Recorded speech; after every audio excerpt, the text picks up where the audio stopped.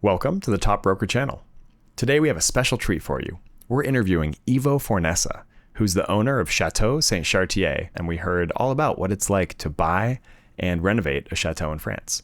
So without further ado, here's our interview with Ivo. Let's take a loop around the castle, and can you start telling us a little bit about the history of it? The story is short. This was a Gallic village before the Romans, and after was a Roman Gallic village, and in 6th century the Gallics, the local, were still pagans. Then a monk from Syria, Saint-Chartier, Santus Carterius, came here to spread the gospel and to make them Christians. Then in the small tower there are the rest of was the first church. After that, in the 10th century, the Benedictine monks from the Deols, in the Deols is near Chateau, the capital, there was the 4th biggest Benedictine abbey of France, and this monastery belonged to them.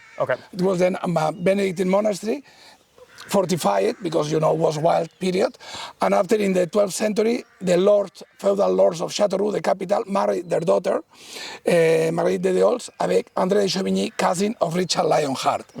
Because let's not forget, all this was English territory. We're talking about the 100 years war or this period. Right. And you mentioned that this was called the English Tower. Yeah, according to, because it was English territory, but according to George Sand, the writer, writers sometimes they fantasize, when the castle during these wars was under attack, it says in the moat many French and English corpses, and from then the people called this the English Tower. Wow. Yeah. Now, can you tell us where the moat was? The moat was around the castle, but also around the town, because the town was fortified as the old cadastre, pre-revolutionary one I show you. It has walls, but after the revolution they destroyed in order to avoid the royalists, hide here to resist the revolutionaries. Got it. And then the people use the stone like a quarry to make their homes and so on. But the castle, the tower and the ramparts of the castle stay. Now, you've done lots of work to the chateau itself, but also you did some interesting excavations. I am doing, because I found, I stopped a little because I found a secret passage. I don't know if it was for the locals to go out to attack the attackers or just to run in case the castle was defeated. Right. Yeah. This is pretty amazing. Yeah, it's like a hobby because I don't like sport and I do physical work. How old would this stone All this is 12th century, and it's catalogued historical building. All around the castle, and the castle is historical building. As we continue on, tell me about this wall. The walls were taller, and in the past, every castle was like a city. They have the blacksmith, the carpenter, the people who do everything for the village. Then the walls were taller, and the people installed like huts. You say in English, huts.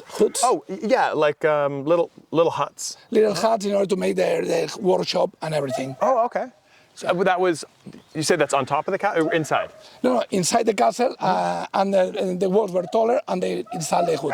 Here you will see an old toilet, because people, before they were not shy, then when they have needs, they go ahead. Okay, let's see the toilet. Yeah, you see, this is one of the old toilets.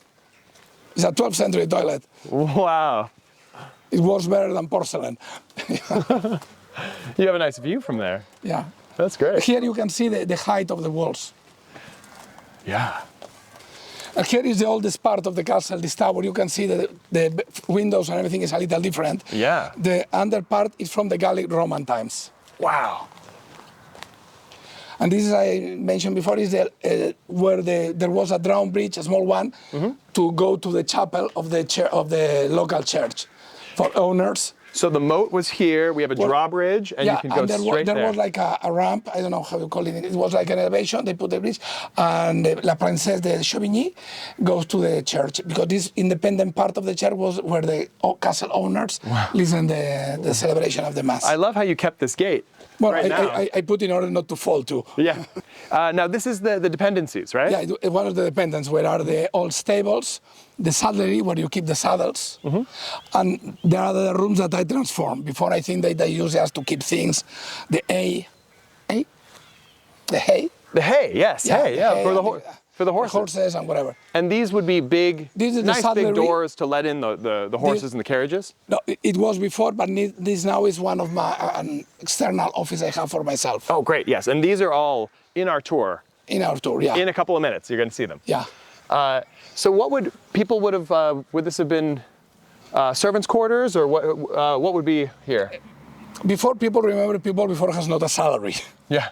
Right. They just give them food, ceiling, roof, and the uniform of the aristocratic house who holds the place. Wow. The people lives everywhere. I don't want to imagine in what manner. Sure. It was not very trendy. But upstairs, I think you saw it's a place where they put hay. There are 5 chimneys, and during the harvesting season, they sleep there. Yeah. Wow. I see we have a well here. It's a well, yeah. There are 5 wells in the property, and all of them has good water because we checked. Wow. So the water table is still. It's water is nice. Yeah. Earlier you mentioned this. Yeah, because excavating, when I do excavations, I found a lot of fossils. Clearly, that was the sea before or something. That's a big one. Yeah, here you have another one. You see? Oh yeah. No, it's plenty. When I do restoration, I put everywhere. So as we continue on, I know we have the dungeon, which is we're saving for the end. Tell us about this gate. When was this added? Yeah, that's when you told me about the story of the castle. Let me just stop here because in the history of the castle, it's very important to mention that the castle had different owners and different wars. Mm-hmm. The stories say that Jeanne d'Arc, you know. Yes, it's Joan of Arc. Yeah. Uh-huh. She passed here because the owner of the moment, La Famille de Le Boutelier, his son was one of the lieutenants of her army, and when she was recruiting soldiers, she sleeps here. Nothing proved, but it's a legend in the town. Yeah, but the most interesting is after the castle in end of 18th century belonged to Count of Moreton de Chauvigny, who was general in the Napoleonic army. Mm-hmm. And his son, who is also general, he was the assistant field marshal of Napoleon. He has been with him in Egypt, in Russia, everywhere. And when Napoleon, also partly legend, when Napoleon lost in Waterloo, many imperial soldiers came here and they started to make excavation. Then everybody talked about that they were hiding the treasure of Napoleon. Hey. But there really is that when Napoleon died in exile, the Count opened the hole and he has hidden the copper plates to make the French encyclopedia of Egyptology. Because it was the French who started Egyptology with Napoleon when they discovered the Champollion temple and they were in the pyramids and so on. Okay. And they were hidden here in the castle. Wow. That's why one of the, not legend, it's true that happened, but there was not a real gold treasure. Okay. There were not bullions, unfortunately for me, but there was history. Plenty of other passages. It's plenty of other passages, You mentioned a couple of places that you haven't been able to explore yet. There's another one, it's forbidden. You can see the chapel of the castle out there. There's another one who go there. And last day, the local gardener from the municipality with his lawnmower, the machine to cut the grass. Oh, yeah, lawnmower, yes. He the soil fall, the ground, and it was the passage that goes here to the chapel. Because before it was a tower. Wow. A defensive tower, and there's still the moat there. Right. But in 1876, when they bought this, they destroyed the tower and to make a chapel, funerary chapel. Wow. And then this was the main entrance, the Drown Bridge. Here there was a tower, as you see in the altar. Mm-hmm. But in 1876, they want to do it more open. Right. Before there was an auction, because the typical story, the son of the Count has an amazing life in Paris, girls playing in the games, horses, whatever, blah, blah, blah. Sure. Castle go to auction, and George the son invited Alexandre Dumas to the auction, and Simon, he was the most richest guy in France. But the real story is in the middle of the auction. She explained that very nice in her books. A guy very badly dressed, she said, he looks like the messenger of the Count of Monte Cristo, arrived with a bag full of gold coins from the royalist time. And he bought the castle. Wow. Yeah, that's the second treasure story, because nobody knows where he make the money, and he lives here alone, and he died here alone. Hey, and maybe he found it, No. The idea that he brought a treasure, people say he was a corsair, corsair like a pirate, or he found a treasure from the royalists. The guy bought in gold, and he lives here alone, and he died alone. And he lives here. And he lived at in this part alone, not in the castle. The castle was in ruins. Then, when working, there was the ground arrived to the door, escaping, and we found the passage to the dungeon. Right. Because here was the main entrance, the drawbridge, the other tower, the walls, the moat, and the people have to pay the tax to go to another town because the walls were also around the town. Wow. The people who don't pay or they don't like, they put in the dungeon because here was the guards' hall. Well, let me ask you, when you bought the chateau, what state was it in? I was in very pitiful state. There was one toilet, not everything not working, not One toilet. Yeah, but nobody was living. The old owner, nice guy, he was not living here. Wow. In fact, it was always open the door. It was everybody pick whatever they like. Oh my gosh. Yeah. So you really, we worked on everything completely. Absolutely. I heard a rumor that France's public enemy #1 stayed in there. Exactly. Is That's that part true? of the. Can you confirm? The story goes, the old owner, nice guy, I told you, he was in the Algerian war. French has a war in Algeria. And he was in the same commando as Mesrin, the French #1 public enemy. Then the guy, as all these bad guys, he attract women. I don't know why. Chuck Manson, something like that. Then it seems he has several girlfriends in the area. He stayed here. In the night, he goes out for his love business, and he stays here. And finally, he died killed by the police in an attack. Yeah, and they made several movies about him because he was the first one to disguise. They call him the man of a thousand faces. Man of the thousand faces. Yeah. As the story goes, fit here. But it was a criminal finally. Yeah. Huh. Well, let's continue on. Okay. We have, I wouldn't call it quite ruins, but you had another discovery over here, didn't you? Yeah. I love the ivy on the building. Yeah, it's different kinds of ivy. Now it's not the best one, but in autumn it has 5 different colors. Oh, wow. It's so beautiful. And here we are replanting. I plant the seeds for the new grass. Now, Ivo, you mentioned something about the way the windows are designed. Yeah, in 1876, when the castle was reconstructed, one of the people who came here was a famous bishop, was part of the friend of the family. He was before he was in Syria, he was Patriarch of Babylon.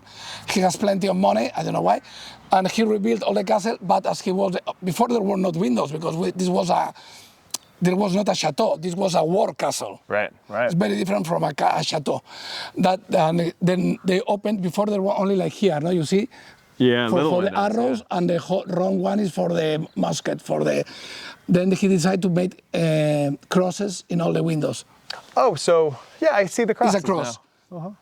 It's only also to support the hole they do, but at the same time it's like a legend, no? That bad evils cannot go in. But very nice. It's like the Tibet people, they paint black around the windows to avoid ghosts. Then here is the same. With the house is protected for all these crosses. Or like almost like a dream catcher as well. That's really nice. Yeah, exactly. Yeah, that's great. Stone one. So how much land do you have in total here? It's not big, but it's really now 24,000 square meters. Okay. But it's completely closed and wall and with 4 gates. Right. Oh, well, that's not. You see the metal gates there. There are 4 metal gates around, and it's completely protected and fortified. Right. By stone walls. Now, I imagine there's a lot of local pride with the chateau. Yeah, everybody, when they marry, is very polite, everybody, nobody push me, nothing. But they tell me, if my daughter marry, can we make photos in the castle? Why not? Oh, that's very nice. Yeah. Normally, they brought nice liquor, homemade, then Sure. Let's go for it. Okay, so tell us about this structure. Yeah, it doesn't seem important, but it's very important, and it's cataloged national heritage. I did a plan for here. As I told you before, there was a Benedictine monastery there. By law, by canon law, and by Benedictine law, all the monasteries should have a cloister for the monks to itinerate, pray, make processions. And this, for instance, the monks, these are seats. Before they have not electric light. In the inside, they sit in these places to read the Bible or the theological books, providing the light. Then excavating, we found the 19 columns. Wow. From the old cloister. They dismantled that during the 14th century, and they put here like a gallery. Wow. So how old are these? These are from the monastery. Maybe that must be 10th or 11th. Wow. And you see, every chapter, every capital has different decoration. Yes. But there are 19. You see, this is different. This is with grapes. Oh, I see it. Yeah. This is with figs leaves. And There is oak some leaves. oak, or yeah. So this must be tricky to restore and get exactly like you know. No, my idea is to take out all the stone and let it like an open gallery. In fact, I already ordered to build this in order to make the seats. Yeah. Oh, I see, yeah. Then my idea is to take out all this, let the open gallery like a straight cloister. Yeah. But to put again all the seats, and this will be closed. And I wanted to make like a pond inside or lake or Very nice. one line swimming pool. Yeah. That could be a lake, and could be a pool. Yeah. You mentioned some fruit trees. Yeah, I show you. Yeah. Some people is crazy for having the grass very cut, but I like a little wild. Yeah, yeah. Yeah, you see more animals, you see more things. And these are old trees. Very old ones, yeah. I plant already almost 300, eh? Wow. Because most of the trees were, it's a pity, most of the trees were nice, but they were old.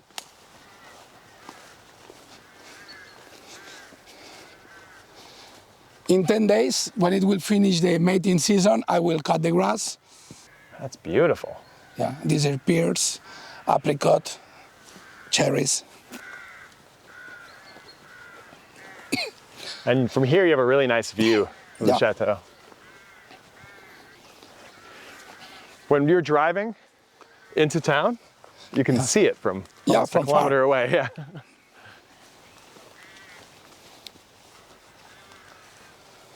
We can go by here to the castle. It was such a pleasure meeting Ivo and learning about Saint-Chartier. If you haven't already seen our full tour, that is your next stop. There's a link in the description which will take you there. Within the castle, there are 4 secret passages, a watchtower, a dungeon, and some pretty spectacular rooms you don't want to miss. And if you're looking to relocate to France, Chateau Saint-Chartier is currently for sale for $4 million. Thanks for joining us for this interview. If you enjoyed it, please hit the like button so it'll be shared more broadly to other people like you. Wow. Well, here you have seen all, I think. Yes. Well, thank you so much for the tour. Yeah. I feel like we could probably spend another week here and film and like, there's still wine. Extend our tickets. Yeah. I'll be here. Drink a few more bottles of wine. Happy to help. This has been such a pleasure. Thanks again. An honor. Thanks a lot. Okay. And be welcome always. Oh, we'd love to come back. Maybe extend our trip and stay a little bit longer if we could. Please.